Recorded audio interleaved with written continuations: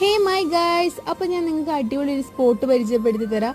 നമ്മുടെ ചാലിയത്തുള്ള കേരള വന്യജീവി വകുപ്പിൻ്റെ കീഴിലുള്ള തടി ഡിപ്ലോമ ഓഫീസിലാട്ടോ ഞങ്ങളിപ്പോൾ ഉള്ളത്. നമ്മുടെ ചാലിയത്തേക്ക് പോകുന്ന വഴിക്ക് ചാലിയം എത്തണ്ട, അതിന് തൊട്ട് മുന്നേ നമുക്ക് ഈ ഒരു ഓഫീസും കാര്യങ്ങളൊക്കെ കാണാൻ പറ്റും. ഇവിടെ നിരവധി ഔഷധ മരങ്ങളും അതിൽ തന്നെ വലിയ വലിയ മരങ്ങളും കാര്യങ്ങളൊക്കെ ഉണ്ട് കേട്ടോ.